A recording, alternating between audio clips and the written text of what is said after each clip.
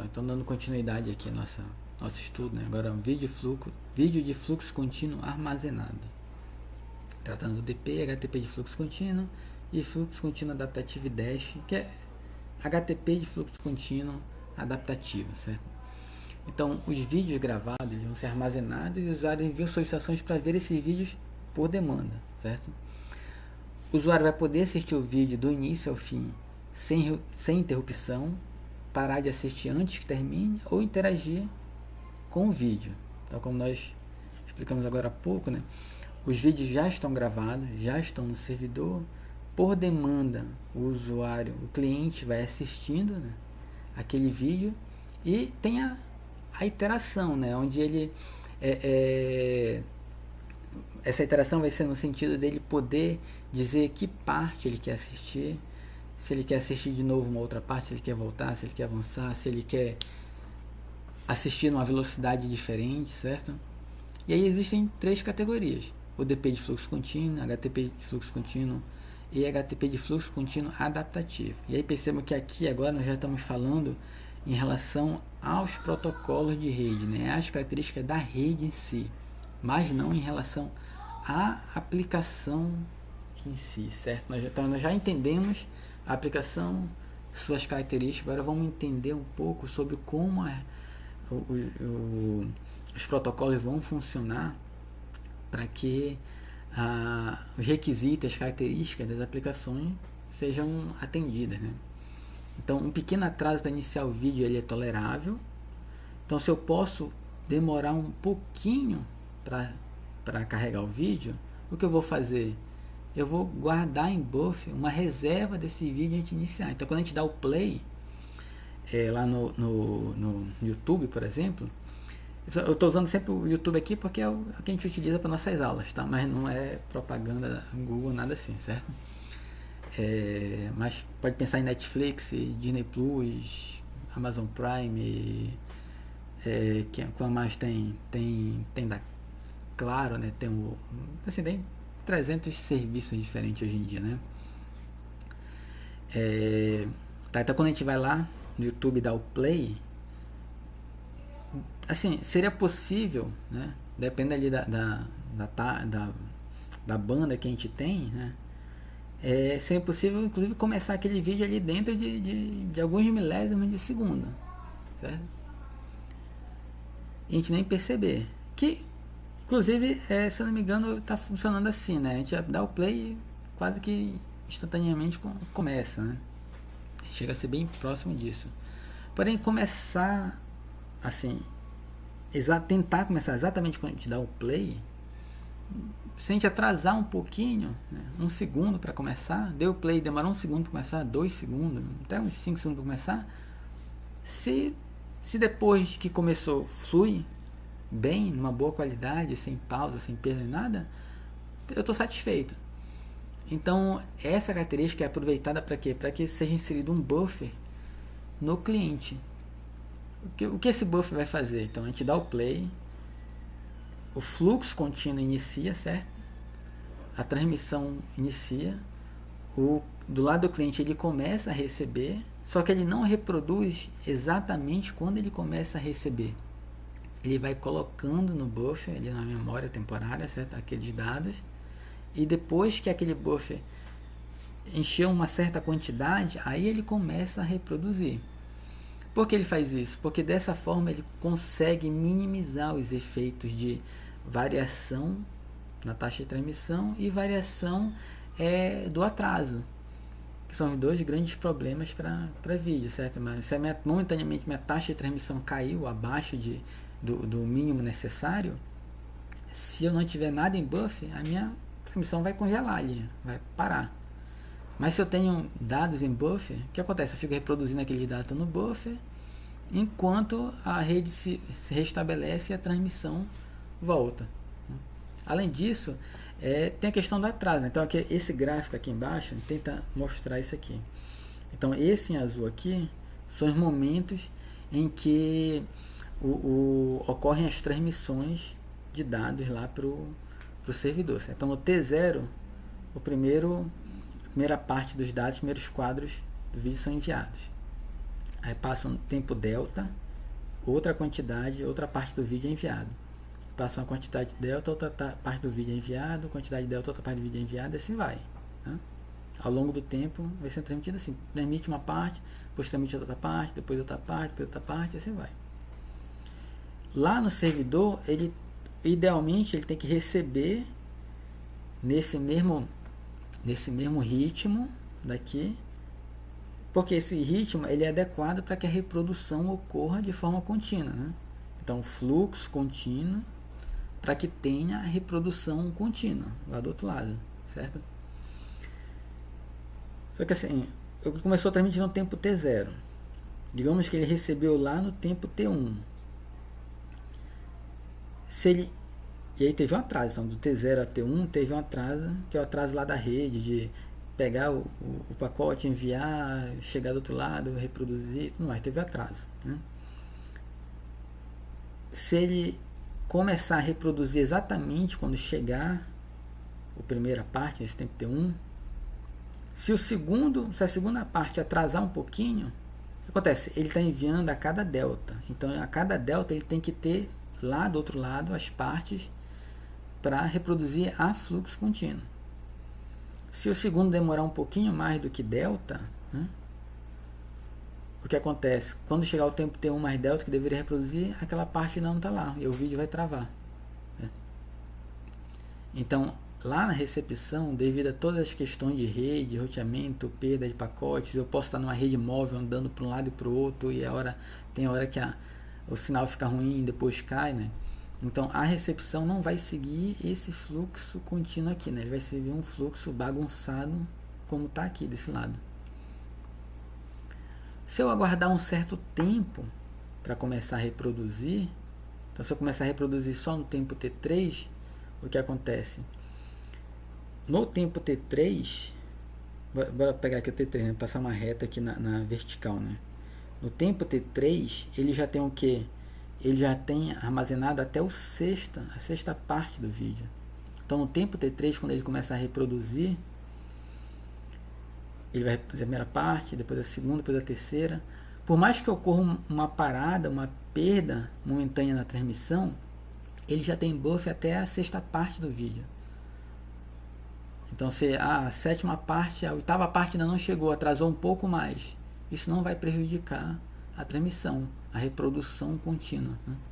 Então, lógico, não pode ter um atraso tão grande, né? Porque senão, em um momento, o buffer vai esvaziar, certo? E aí a reprodução contínua vai parar.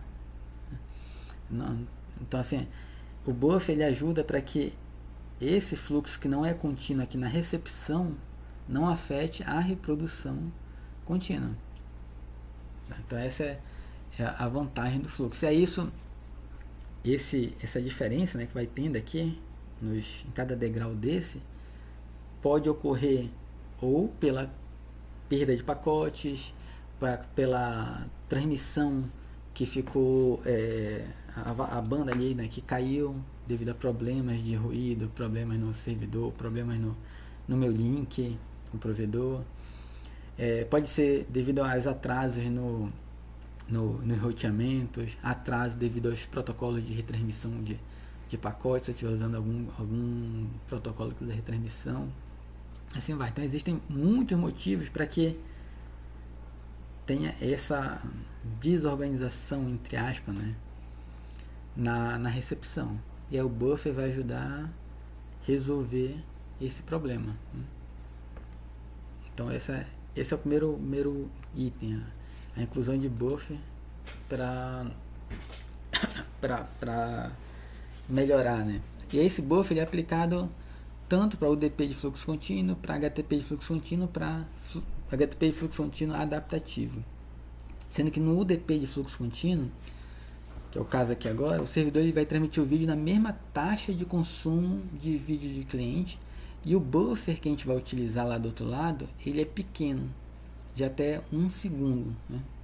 Então o buffer ele não é grande e a transmissão vai ser feita a mesma taxa de consumo do vídeo. Então se o vídeo precisa ali de 2 megabits por segundo, o servidor vai enviar a 2 megabits por segundo, né?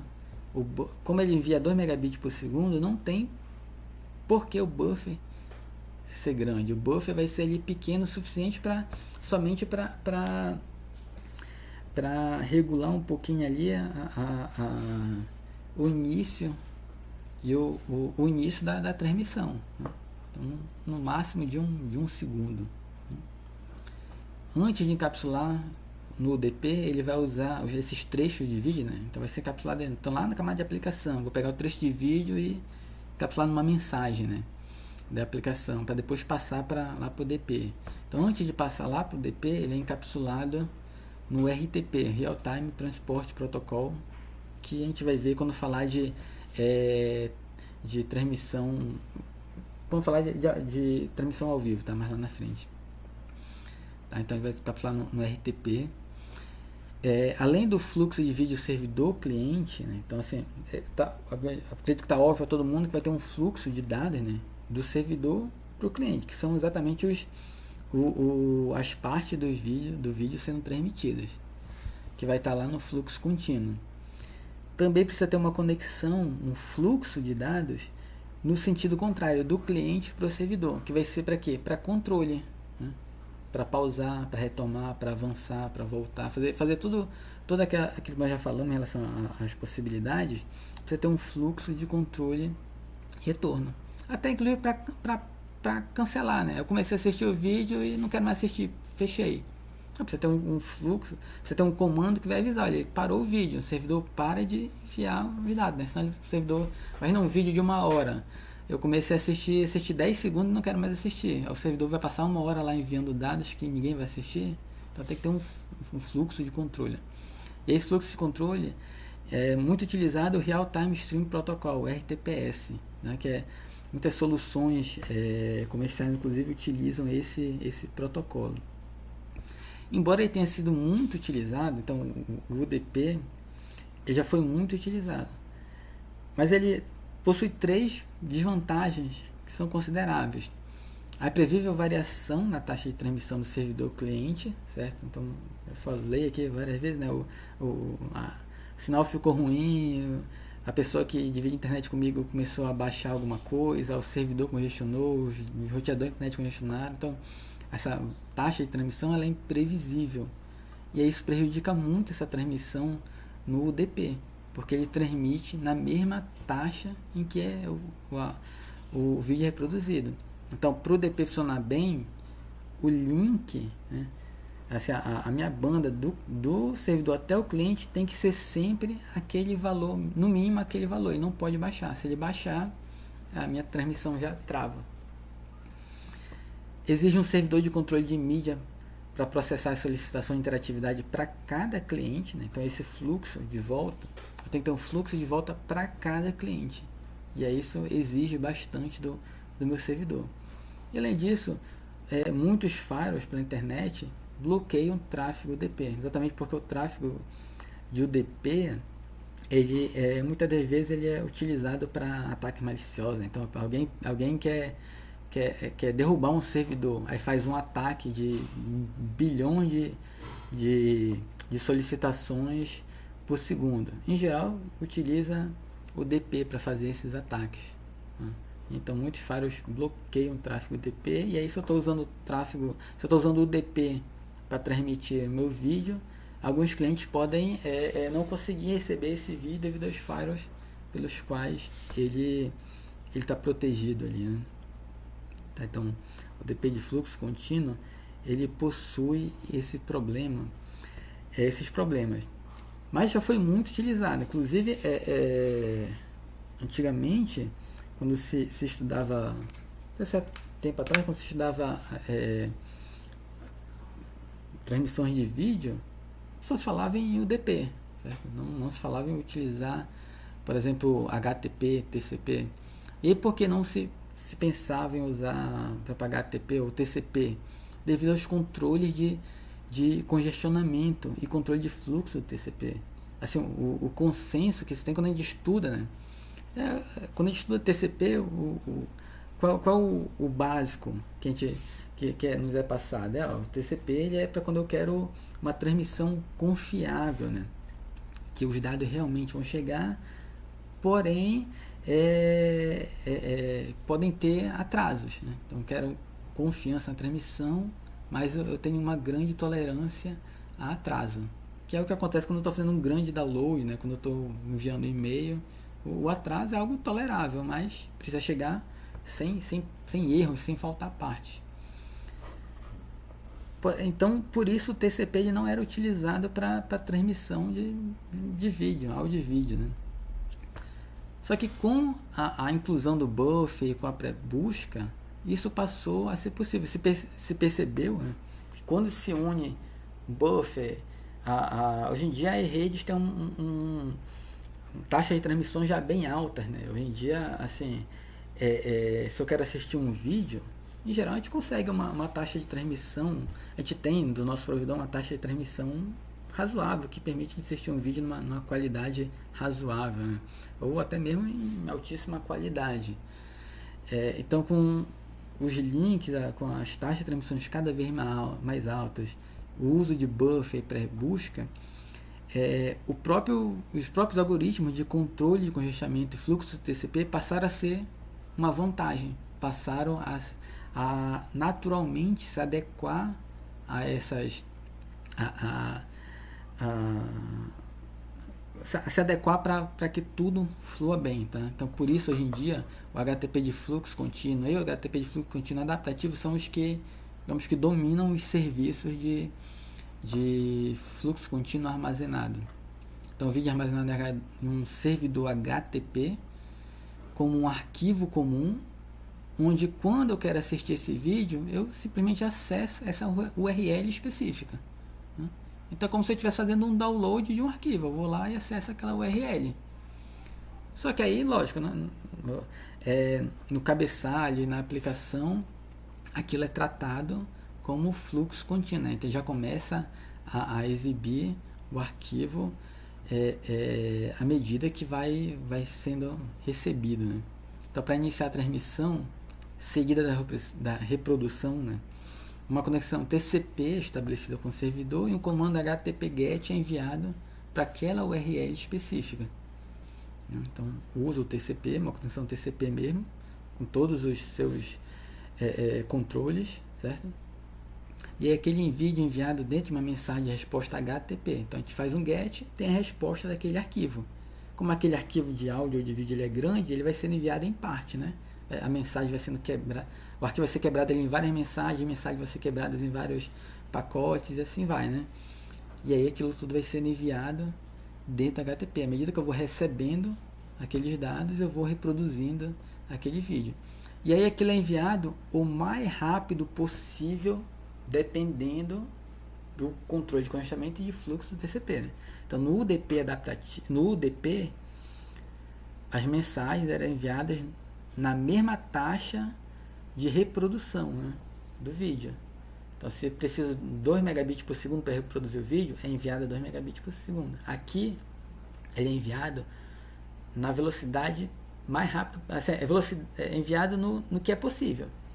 Eu preciso reproduzir a 1 megabit por segundo, mas eu tenho 10 megabits disponível de banda, envia nos 10 megabits de banda. Lógico, vai depender do buffer. Se tiver buffer para armazenar aquilo ali, ele vai transmitir em 10 megabits por segundo. Quando o buffer encher, os próprios algoritmos de congestionamento e controle de fluxo vão trabalhar para pausar aquela transmissão. E quando o buffer esvaziar, aí a transmissão inicia de novo, né? Então, o fluxo ele é contínuo, certo? Eu vou transmitir à medida que eu vou enviando, tá? À medida que eu vou recebendo. Porém, aquele fluxo ele não segue exatamente, né? Deixa eu botar aqui, exatamente isso aqui, né? Eu posso fazer isso aqui ficar bem mais rápido. Então aqui está num delta constante, né? Esse delta ele pode ficar bem menor. Se tiver disponibilidade de banda, diminui esse delta, envia tudo bem mais rápido. Encher o buffer, aí aumenta o delta, envia mais devagar. Isso não vai ter problema do outro lado, porque vamos dizer assim, essa mudança aqui, esses deltas, vão ser vão no final fazer essa aqui eu tenho uma inclinação, né? Essa inclinação ela vai ficar maior, vai ficar mais alta aqui, né?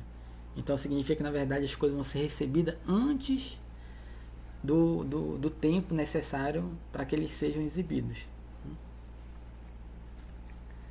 Tá? Então o vídeo é enviado dentro de uma mensagem de resposta HTTP o mais rápido possível. No cliente, os bytes recebidos são armazenados em buffer. Aí esse buffer ele tem uma quantidade ali maior, não é agora só de 1 segundo como DP, se ele de bons segundos, 10, 20 segundos, a depender do buffer da aplicação. E a reprodução do vídeo inicia quando o buffer alcança um determinado limite, né? A variação na taxa de transmissão no formato dentro de serra, que é aquele formato típico que a gente vê quando estuda lá o TCP, e o controle de congestionamento, eles inicialmente eram entendidos como sendo inadequados para transmissão de áudio e vídeo, né? Hoje em dia a gente já sabe que o buffer e a pré-busca vai permitir que o TCP seja assim eficiente para a transmissão. E além disso, o HTTP sobre TCP passa facilmente pelos firewalls, né? Então, assim, HTTP sobre TCP é o básico que a gente utiliza para navegação web, né? Então,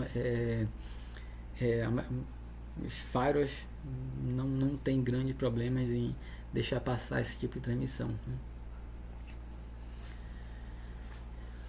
E aí então a gente tem, além do buffer, né, a pré-busca. O que vai ser essa pré-busca?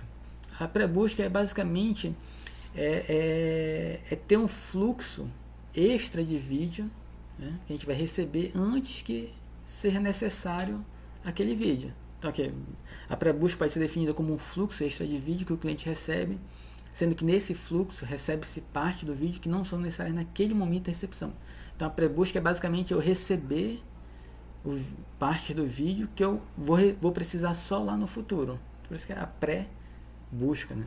Então eu tenho uma reprodução de vídeo a 1 megabit por segundo, mas o servidor está enviando para mim as partes do vídeo a 1.5, né? A 1 megabit por segundo e 1,5 megabit por segundo, certo? Então tem ali eu estou recebendo numa taxa maior do que eu preciso. Então é como se eu estivesse recebendo dois fluxos de vídeo, certo? Um de 1 megabit por segundo que eu estou consumindo agora e mais outro de 500, né, K, que é de algo que eu ainda vou utilizar no futuro, né? A gente pode pensar dessa forma. Então quando a gente recebe uma taxa maior do que consumo, a gente está no que a gente chama de pré-busca. Eu já estou recebendo aquilo que eu vou utilizar só lá no futuro. E a pré-busca é possível quando a taxa de transmissão é maior do que a minha reprodução de vídeo, e obviamente eu estou usando o buffer, né, para armazenar aquelas partes dos vídeos, né? Então as partes do vídeo serão necessárias no futuro, são recebidas de forma adiantada e armazenadas no buffer, e o próprio mecanismo de controle de congestionamento TCP faz com que essa pré-busca seja natural, né? Então o controle de congestionamento TCP vai estar olhando ali, ele fica sempre tentando aumentar, né, a taxa de transmissão, mas ele fica vendo ali se os pacotes estão sendo perdidos, se o link não está congestionado. Se estiver congestionado, ele baixa. Se tiver disponibilidade, ele aumenta. Então, se tiver disponibilidade, se o buffer tiver espaço e a rede tiver capacidade, ele vai enviar mais do que a aplicação de vídeo necessita naquele momento. E aí então a pré-busca é feita de uma forma natural. E aí a combinação do buffer de aplicação do cliente com o buffer TCP faz com que esse controle de congestionamento regule a transmissão do vídeo, né? Isso que é interessante. Então, aqui, vamos entender aqui como funciona, né? Então eu tenho aqui meu arquivo de vídeo, a parte branca aqui é o que eu já enviei, o azul que eu não vou enviar. Tenho meu buffer, né, de envio TCP lá na saída do socket TCP, né? E aí tá lá cheio para enviar. Tenho aqui as partes sendo enviadas, tenho meu buffer de recepção TCP, e além do buffer lá no socket, eu tenho o buffer da aplicação TCP, que é um buffer relativamente grande, né, considerável. Então esse buffer vai enchendo e eu vou reproduzindo. Chegou numa certa quantidade, eu começo a reproduzir. Então eu vou tirando, a minha aplicação vai tirando daqui, certo? E vai reproduzindo, descompactando e tudo mais e reproduzindo. Se esse buffer encher, esse outro buffer aqui na recepção também vai encher. Quando ele encher, os pacotes que estão sendo enviados aqui pelo TCP vão começar a ser descartados, né? Porque o buffer está cheio. Desse lado vai ser identificado que o buffer está cheio, certo? E o socket vai parar de tirar, né? A aplicação vai parar de enviar dados do vídeo para cá para o buffer, até que ele esvazie. Até que ele comece a ter espaço para armazenar novos dados. Então, o controle de congestionamento aqui, quando o buffer lá do cliente enche, ele faz com que esse lado pare de transmitir. Pelo caso contrário, se teve uma perda de pacotes aqui, momentaneamente o link caiu, a taxa de transmissão está bem baixa. Aí esse buffer vai começar a esvaziar, certo? Quando o link for restabelecido aqui, quando a banda que aumentar, a taxa de transmissão ficar alta novamente, o que vai acontecer? Esse buffer, como ele tem espaço, ele está enviando para cá, né? Aqui esvaziou, aqui também vai começar a esvaziar. Como tem espaço aqui, quando aqui o TCP começar a enviar e perceber que está sendo recebido lá sem problema e que assim, é possível enviar mais, uma velocidade maior, o controle de congestionamento vai fazer enviar mais, né? Vai enviar mais do que necessário. Esse buffer aqui então vai começar a encher, que vai começar a encher também esse outro buffer aqui. Então, com essa combinação de buffers, o próprio controle de congestionamento faz a regulação de quando precisa parar o envio e de quando precisa aumentar esse envio, né? Para que esse buffer aqui sempre fique com uma quantidade razoável para que a transmissão, a reprodução seja contínua. Obviamente, dependendo da rede, né, a gente pode ter problema aqui. Então eu tenho aqui meu buffer lá do cliente. E eu vou ter o meu que aqui é uma quantidade de reserva. Quando eu chego nessa quantidade de reserva, eu começo a reproduzir meu vídeo. Então eu tenho aqui uma taxa de esgotamento R, que é a taxa com que eu vou pegando, consumindo dados daqui desse buffer. E eu tenho uma taxa de envio X, que é a taxa com que os dados estão chegando. Obviamente, na internet, né, esse X ele é variável. Então meu R meu R é fixo, mas o meu X ele é variável, certo? Mas vamos entender que durante assim, só para a gente analisar, bora entender que durante um certo espaço, intervalo de tempo considerável, esse X ele está fixo. O que vai acontecer se o X for menor que R? Se o X for menor que R, então significa que eu estou tirando daqui do meu buffer numa velocidade maior do que eu encho. Então nessa situação, durante um certo tempo eu vou conseguir reproduzir, mas vai chegar no momento em que vai esvaziar o buffer, porque eu estou tirando uma velocidade mais rápida do que eu encho ele. Então eu vou diminuir. Quando esvaziar, o que vai acontecer? Eu vou ter o congelamento do meu vídeo, vou esperar encher de novo até que, para depois eu começar a encher de novo. E a outra situação? A outra situação é quando o X é maior do que o R. Se o meu X é maior do que o R, ele enche mais rápido. Quando ele enche mais rápido do que esgota, então minha reprodução vai ser contínua do início até o fim. Eu não vou ter nenhuma pausa. No geral, o que acontece é que isso fica variando. Tem hora que o X é maior, tem hora que o X é menor.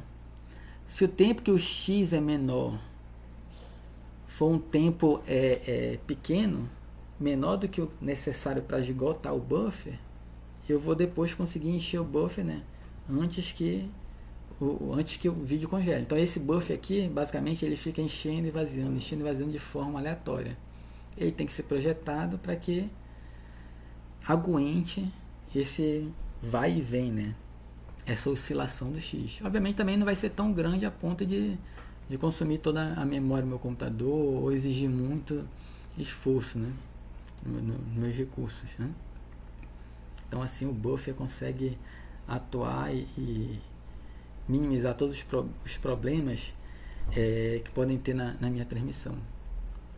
Então o HTTP de fluxo contínuo, né, eles fazem com frequência o uso de cabeçalho assim, aí, então, é isso aqui então como o buffer funciona. E como eu vou requisitar esses dados, né, do meu servidor, vai ter essa interatividade para eu dizer que eu quero avançar, quero voltar, quero reproduzir mais rápido. Então se eu digo, olha, eu quero reproduzir mais rápido, significa que lá no meu servidor os dados têm que ser enviados numa taxa mais rápida, certo? Então para isso é utilizado o cabeçalho HTTP, onde na minha mensagem de requisição lá no GET eu vou dizer que parte da mensagem, que parte do meu arquivo eu quero. Então eu quero reposicionar, eu quero assistir um parte lá na frente. Aí eu mando uma nova requisição HTTP dizendo que eu quero assistir a partir daquele byte X. Né? E aí quando o servidor recebe essa requisição, ele cancela o que está enviando e começa a enviar, lógico, para aquele cliente, né? Não cancela dos outros clientes, para aquele cliente específico, ele começa a enviar o que foi pedido e cancela o que estava fazendo antes. Né? Então, o sistema HTTP de fluxo contínuo fazem uso com frequência do cabeçalho de intervalo de bytes HTTP na mensagem de requisição HTTP. O reposicionamento do vídeo é feito indicando o intervalo de bytes a partir do ponto que você deseja assistir o vídeo. E quando o servidor recebe uma nova requisição do cliente, a transmissão que estava em curso é descartada e uma nova posição correta inicia. Quando ocorre reposicionamento ou quando o vídeo termina antecipadamente, os bits no buffer são desperdiçados. Né? E esse aqui é uma das desvantagens do HTTP de fluxo contínuo. Então tem aqui o buffer e estou armazenando aqui no buffer, né? Exatamente para minha reprodução aqui ser a melhor possível. Se eu comecei a assistir o vídeo e o meu buffer foi carregando, né? E eu não quero mais assistir aquele vídeo, ou se eu quero avançar, quero assistir uma parte lá na frente, o que acontece com aqueles dados que estavam ali no buffer? Eles simplesmente são desperdiçados. Eles simplesmente são desperdiçados. E aí, assim, do lado do usuário, né? Aquele desperdício não tem significado nenhum. Mas se a gente pensar na internet como um todo, nos recursos que foram utilizados, se eu pensar que essa minha transmissão aqui, esses bits eu recebi, significou que outra aplicação teve atraso, né? Se a gente pensar de um modo global, na internet, todo mundo utilizando, esse desperdício aqui de bits é um grande desperdício, certo? Algo que tem que ser evitado ao máximo, porque os recursos da internet não são infinitos, certo? Nós temos ali uma grande engenharia para que tudo funcione bem, né? Então isso tem que ser evitado ao máximo. E por isso muitos sistemas permitem apenas moderado uso de buffer ou um número limitado de vídeos pré-buscados. Então, por exemplo, lá no YouTube não é possível, vocês talvez já tenham feito isso, começa a assistir um vídeo, aí a qualidade dele não está boa ou ele está travando, a gente faz o que? A gente dá pausa, aí espera aquela barrinha, né? Tem a barrinha vermelha que é o tempo que a gente assistiu, e tem uma barrinha uma barrinha branquinha, né? Que mostra o que está em buffer já ali. Então aquela barrinha branquinha a gente dá uma pausa e espera ela avançar um pouquinho. Quando ela avança a gente dá play de novo, não é isso? Se a gente der pausa, aquela barra ela não enche até o final, certo? Depende do meu vídeo, se ele for pequeno, uma taxa muito baixa, a qualidade baixa, ele até enche até o final. Vídeo de poucos segundos, mas um vídeo longo em alta qualidade, ele não enche até o final, ele enche uma parte e para. Eu posso passar uma hora ali na pausa, ele não vai avançar. Exatamente porque o meu buffer ele é limitado, certo? Ele é limitado exatamente porque aquilo pode ser um desperdício no futuro. E além disso, se eu ficar, não sei se você já percebeu, se eu ficar trocando, avançando, parando, trocando de vídeo toda hora, aquele buffer ele enche de forma mais devagar. Percebam isso, né? Então quando a gente fica toda hora, começa a assistir um vídeo, muda, começa a assistir um vídeo, muda, começa a assistir um vídeo, muda, o próprio sistema percebe que isso está ocorrendo toda hora. E aí a gente começa a ter um buffer que enche de forma mais devagar. O que isso significa? Significa que o pré-busca tá funcionando ali de forma mais devagar. Esse cara, assim, toda hora está tendo desperdício, então para que fazer essa pré-busca tão avançada, né? E o HTTP de fluxo contínuo adaptativo, ou o DASH. No HTTP de fluxo contínuo há a desvantagem de que todos os clientes recebem um vídeo com a mesma codificação e qualidade, né? Então se um dos clientes tem uma alta largura de banda, ele queria ter um vídeo de uma qualidade melhor e não pode. Eu tenho aqui, eu tenho um link que eu pago muito caro para ele, né? e tenho uma banda muito alta e não consigo ter um vídeo melhor. Eu poderia, mas não consigo. Pelo outro lado, um cliente tem uma baixa largura de banda, ele também não consegue dizer, olha, me manda um vídeo com uma qualidade um pouco melhor para eu poder assistir. Ele precisa ficar toda hora esperando carregar o vídeo, tem pausa. Então assim, cliente diferente tem requisitos diferentes. No HTTP de fluxo contínuo, que a gente falou até agora, embora tenha todas as vantagens ali, o vídeo que é transmitido é sempre o mesmo, com a mesma qualidade, que vai exigir sempre a mesma taxa, a vazão média mínima da rede. Independente, para ser um cliente que tem, não só em relação ao link, inclusive, né, dele com a internet, mas e o dispositivo que ele vai assistir. Tem um cliente que assiste numa TV de 4K, tem outro que assiste numa tela de celular ali bem pequenininha. Então o cliente que assiste uma tela de celular bem pequenininha vai receber um vídeo de 4K, só porque ele foi gravado em 4K. E olha de novo o desperdício aí, né? Então essa variação grande de cliente diferente, com dispositivo diferente, fez com que se criasse o fluxo contínuo adaptativo, que é aproveitar a possibilidade de codificar o vídeo em várias versões diferentes e enviar então uma versão para o cliente, a codificação na qualidade mais adequada ao link, ao dispositivo dele. Essa é a ideia. Então, no Dash, o vídeo é codificado em muitas versões diferentes, cada qual com uma taxa de bits e um diferente nível de qualidade. E o cliente vai requisitar dinamicamente os trechos de vídeo de acordo com o seu link, seu dispositivo, né, com a codificação adequada. Inclusive podendo variar essa qualidade de acordo com a variação do seu link de internet. Né? Então o cliente seleciona diferentes trechos, um de cada vez, com mensagem de requisição HTTP GET. E aí nessa requisição HTTP GET, ele solicita aquele mais adequado para ele. Então o Dash permite a um cliente se adaptar à largura de banda disponível, se a largura da banda fim a fim mudar durante a sessão.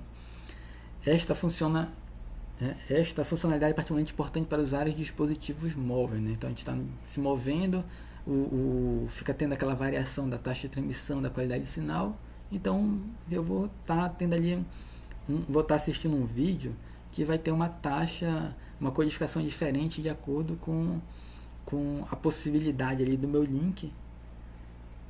Lógico, a qualidade vai estar mudando ali. Uma hora eu vou estar com uma ótima qualidade, uma hora eu vou estar com uma qualidade mais comprometida. Mas a transmissão não para. Esse é o básico. Né? No usuário móvel, o básico para ele é conseguir manter a aplicação, né? Mesmo ele estando móvel. Se ele momentaneamente tem ali uma qualidade inferior, não é tão ruim quanto ele ter o vídeo parado. Essa é a ideia, né? Então cada versão do vídeo é armazenada em um servidor HTTP com uma URL diferente. Então literalmente são criados vários arquivos de vídeo diferentes, cada um é colocado numa URL diferente, e aí a aplicação no cliente fica requisitando esses vídeos diferentes, em formatos diferentes, codecs diferentes, de acordo com o que ele analisa ali do link, do dispositivo, né? Podendo ser automático, podendo ser de acordo com o usuário, né? Então o usuário também tem a possibilidade de escolher o que ele vai assistir, mesmo que ele tenha que esperar para carregar o buffer, né? Para fazer o pré-vídeo. Tá? Então o servidor HTTP possui um arquivo de manifesto que provê uma URL para cada versão. Então primeiro o cliente requisita, quando eu falo cliente aqui, né? Lógico que é a aplicação, né? Requisita o arquivo de manifesto e identifica as várias versões. Então, quantas versões tem ali daquele arquivo, em que qualidades, em que taxas de transmissão de vídeo. E aí seleciona um trecho de cada vez, especificando uma URL. Né? Então, qual vídeo ele quer assistir e qual o intervalo de bits que ele quer, de bytes que ele quer assistir. Né? Então, em que posição ele quer assistir. Então, basicamente, a aplicação cliente fica dizendo, olha, me manda um trecho de vídeo que vai do tempo X ao tempo Y na qualidade tanto. Depois me envia outra daqui para cá na qualidade tanto, e assim vai. E aí, continuamente o cliente mede a largura de banda de recepção e executa o algoritmo para determinar a taxa para selecionar o trecho mais adequado em relação ao codec, né? Além do vídeo, também é possível ter múltiplas versões do áudio. Então, da mesma forma que nós falamos que o áudio também consome, né? Se eu tiver em estéreo, eu vou ter basicamente o dobro de taxa de transmissão do mono. Se eu tiver com vários canais, também vou gastar muito mais. Então, também tem e os próprios codec, né? MP3, PCM, AAC, também tem taxa de transmissão diferente e, obviamente, qualidade é diferente. Também é possível que, além do vídeo em si, né, o áudio também tenha várias versões.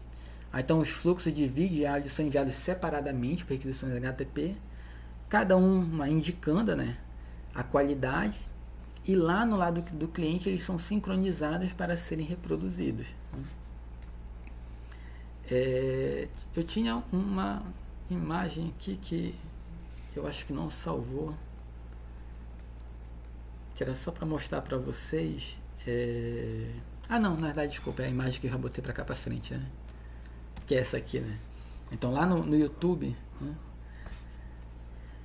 Vocês já devem ter visto, né? Tem um círculozinho lá que eu posso escolher a qualidade do meu vídeo, né? Então aquele vídeo, usando lá nosso exemplo das nossas aulas, né? Então aquele vídeo, ele tem ali, está gravado, né, em vários formatos. E aí, inclusive, não fui eu, né, que gravei a aula e depois passei para vários formatos. Quando eu carreguei no YouTube, eu gravei usando um determinado codec aqui e mandei para o YouTube. Gravei numa qualidade de 720p. Quando eu mandei para o YouTube, ele mesmo criou várias versões em qualidades menores e ele mesmo disponibiliza isso para os usuários, inclusive com a opção de ser automático, dependendo da qualidade, né, do link ali, do dispositivo, ele vai mudando essa qualidade. Eu também tenho a opção de dizer, não, eu quero 720p e ponto final. O custo disso é ter que esperar, às vezes ter que congelar o vídeo, ter que esperar carregar novamente para continuar assistindo, né? Esse aqui é exatamente o DASH, né, o HTTP de fluxo contínuo adaptativo, né? Então essa é nossa aula de hoje, certo? Para a semana vamos estudar redes de distribuição de conteúdo, ver um pouquinho mais sobre YouTube, Netflix e iniciar o estudo de